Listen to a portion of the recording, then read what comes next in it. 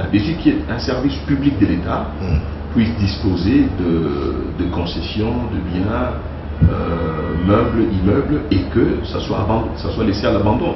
Ça n'a aucun sens. Mon rôle, ce n'est pas de rester au bureau et que de laisser des inciviques se saisir des avoirs de la Direction générale des impôts. Donc je suis descendu sur le terrain pour m'enquérir de la situation. Heureusement que nous avons l'appui des autorités au niveau de la justice, mais aussi au niveau de la police nationale et de l'armée pour pouvoir rétablir la Direction générale des impôts dans ses droits. Et aujourd'hui, je peux rassurer au personnel qu'il ne perdra pas cette concession parce qu'on va y ériger un centre de formation qui va nous permettre de mettre à niveau constamment tout le personnel de la Direction générale des impôts. Alors, monsieur le directeur général Sélé Yalagouli, je voudrais pour terminer vous demander d'adresser un message, parce que vous devez bien avoir d'adresser un message au personnel de la DGI d'abord et ensuite au monde des affaires par rapport aux enjeux actuels.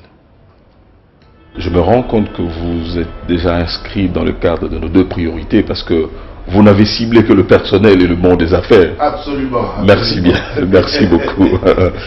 Non, au personnel, je veux dire que le personnel de la DGI fait un travail formidable, un travail citoyen.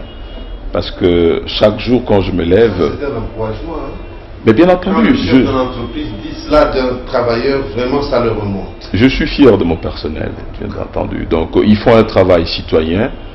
Parce que chaque jour quand ils se déplacent, il y en a qui habitent très loin. J'étais dans le Katanga, je suis allé à Kipushi, je suis allé à Likasi, je suis allé à Kolwezi. J'ai vu de jeunes dames. Ça c'est ma terre natale. Ah ben merci beaucoup, mais j'ai vu des gens très dédiés. Et je leur ai dit le même message que je donne maintenant. C'est que quand ils viennent au bureau, ils savent que le travail qu'ils font, c'est au service de tous les autres Congolais, parce que nous mobilisons des ressources pour répondre à l'appel du chef de l'État, parce que quand on dit qu'il faut la révolution de la modernité, c'est-à-dire qu'il faut moderniser, il faut davantage mieux que ce que nous avons aujourd'hui, mais pour ce faire, il faut des ressources. Et donc, ces ressources, c'est bien ce personnel qui le fait. Je dis qu'ils font un travail formidable et je voudrais qu'ils se dépassent pour le faire davantage mieux, parce qu'ils le font déjà, mais l'homme doit se dépasser constamment, c'est ça même l'idéal de toute personne humaine, de toute société humaine, donc il faut se dépasser pour faire ce travail avec abnégation, avec beaucoup de civisme, avec beaucoup d'éthique.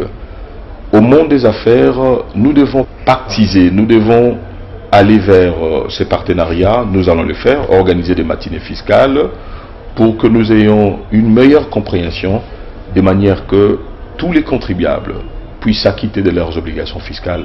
Il y va de leur bonheur aussi, même de la vivacité de leur business, parce que s'ils ne payent pas, mais comment est-ce que l'État va financer la scolarité, va financer les routes, va financer l'électricité, pour qu'ils disposent de ce qu'on appelle en économie des externalités positives pouvant améliorer leur rendement aussi bien financier qu'économique. Merci beaucoup, monsieur le DG. Je rappelle, et je n'ai pas honte de le dire, que vous parlez très bien, ce qui est à votre actif, mais ça me rappelle que vous êtes un ancien littéraire. Nous, quand on était en section littéraire, on nous disait que quand on est littéraire, on peut aller partout après. Vous avez choisi la voie économique et c'est tant mieux pour la République. Merci, monsieur. Cette émission est terminée. Un tout petit mot de la fin. Mais un petit mot de la fin, c'est que je remercie d'abord votre présence, d'avoir accepté de vous déplacer donc ici pour pouvoir faire ce travail que je qualifie aussi des citoyens, parce que finalement c'est ce travail qui permet de pouvoir mobiliser la compréhension de nos concitoyens autour des enjeux fiscaux pour qu'ils comprennent la nécessité de s'acquitter de leurs obligations. Je vous remercie beaucoup. Merci beaucoup, monsieur le directeur général. Je rappelle à vous, téléspectateurs, que nous nous faisions recevoir au 7e niveau de l'immeuble des impôts par le directeur général des impôts, monsieur Sélé Yalagouli, qui a d'ailleurs très brillamment répondu à nos questions. Il ne nous reste plus qu'à vous dire merci de la très sympathique attention. Au revoir et à très bientôt pour un nouveau numéro de l'émission Top 3. Au revoir.